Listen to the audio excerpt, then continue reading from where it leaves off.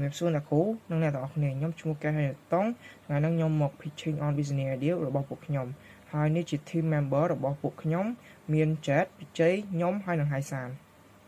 មុននឹងចាប់ផ្ដើមខ្ញុំចង់ឲ្យអ្នកទាំងអស់គ្នាមកជួបមនុស្សពីរនាក់អ្នកទី1នោះគឺដំដែលគាត់ជានិស្សិតឆ្នាំទី1មកពីខេត្តតាកែវហើយឥឡូវដំកំពុងតែពិបាកចិត្តជួបនឹង problem ទៅលើការគ្រប់គ្រងជីវភាពជានិស្សិតប្រចាំថ្ងៃហើយដំបានសម្រេចចិត្តទៅរកការងារធ្វើតែជាអក្សរដំបានជួប problem ជាច្រើនដោយសារតែការអត់មានបទពិសោធន៍ហើយកត្តាមួយចំនួនទៀតទើបធ្វើឲ្យគេ reject proposal របស់គាត់ហើយបើសិនជាគេអត់ផ្ដល់ឱកាសឲ្យដំហើយដំក៏អត់មានបទពិសោធន៍ធ្វើការផងតើដំគួរធ្វើយ៉ាងម៉េចនៅចុងក្រោយដែលខ្ញុំចង់ឲ្យស្គាល់គឺពូវ៉ាន់ដែលគាត់ជា small business owner មួយនៅភ្នំពេញហើយគាត់មាន problem ទៅលើការរកបុគ្គលិកដែលអាចទុកចិត្តបាននៅពេលដែលគាត់ចង់ស្វែងរកបុគ្គលិកចឹងគាត់តែងតែជួបបញ្ហាមួយចំនួនដូចជាបុគ្គលិកដែលអាចដែល lack commitment no experience ជាដើម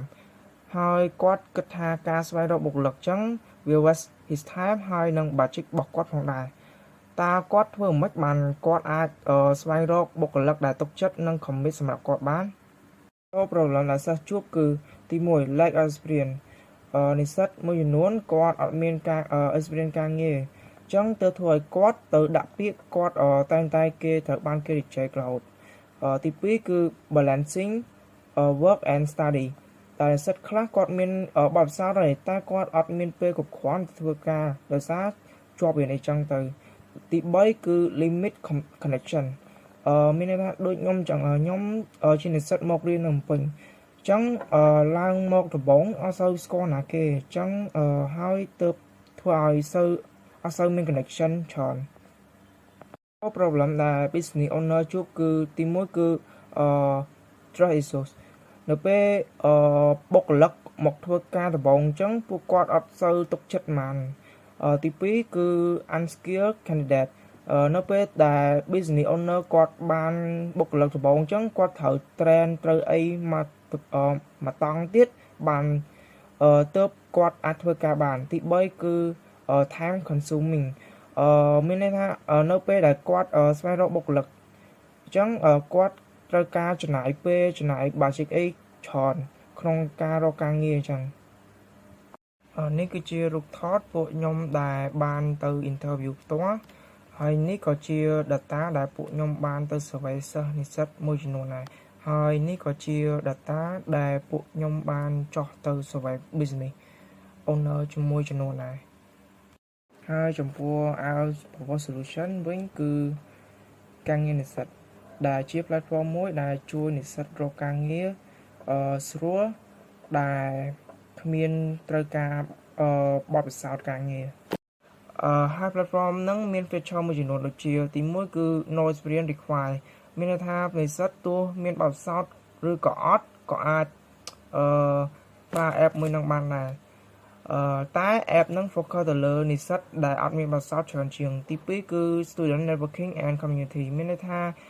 platform របស់ពួកខ្ញុំមាន community មួយជាមួយនិស្សិតគ្រប់គ្នាទាំងអស់ហើយអ្នកដែលគាត់មាន experience ខាងហ្នឹងគាត់អាចមក share tip ហើយ experience របស់គាត់បានទី3គឺ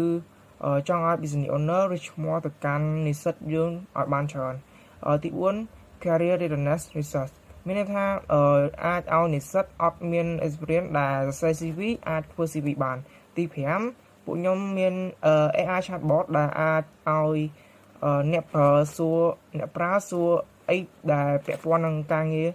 បានចំពោះ target customer របស់ពួកខ្ញុំវិញគឺ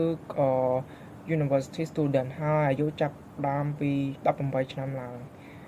ហើយនេះគឺជា prototype របស់ពួកខ្ញុំដែល page ទី1ជា landing page and page ទី2ដែលអាចឲ្យ user find ការងារនិង apply ការងារបានហើយគុណតម្លៃរបស់ពួកខ្ញុំទី1គឺ university student focus ដែល platform របស់ពួកខ្ញុំ focus ទៅលើតែនិស្សិតទេទី2គឺ no experience job focus មានន័យថាសម្រាប់និស្សិតថ្មីថ្មោងទាំងអស់ដែលអាចចូលមកប្រើប្រាស់ platform នឹងបាន ទី3គឺ student community ដែលអាចឲ្យពួកយើង share tip និងចែករំលែក experience គ្នាផងដែរហើយចំពោះ competitor analysis ពួកយើងមាន competitor ធំៗចំនួន3ដូចជា Shopify, LinkedIn និង Facebook Group ហើយនេះជា table ដែលពួកយើងបាន compare platform យើងទៅនឹង3ក្រុមហ៊ុនហ្នឹងចំពោះ market strategy វិញដើម្បីយើងអាចចូលទីផ្សារបានដែលអាចប្រកួតប្រជែងជាមួយក្រុមហ៊ុនធំៗបានពួកយើងនឹងមាន market strategy ដែលពួកយើង focus ហ្មងទៅលើ content marketing ដែលពួកយើងអាច post content ទៅលើ app social media ដូចជា Facebook, X, YouTube ជាដើមហើយចំពោះ partnership របស់ពួកយើងវិញpartnership ដែលសំខាន់បំផុតដែលអាចឲ្យ platform យើងដំណើរការនោះគឺ business owner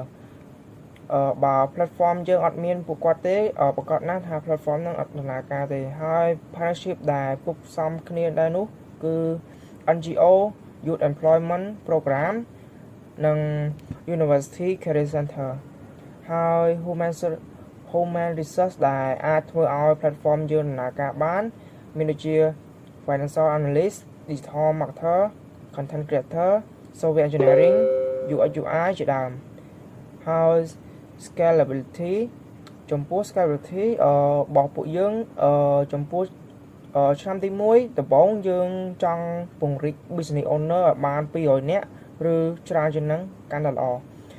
ចំពោះឆ្នាំទី2យើងនឹង focus ទៅលើ internship ជាមួយសាលាដែលជា partnership របស់ពួកយើងឲ្យមកធ្វើការជាមួយពួកយើងហើយពង្រីក platform ហ្នឹងឲ្យរៀងធំចំពោះឆ្នាំទី3យើងនឹង expect ថាមាន job posting from business owner នេះជា reference របស់ពួកខ្ញុំ thank you អ្នកទាំងអស់គ្នា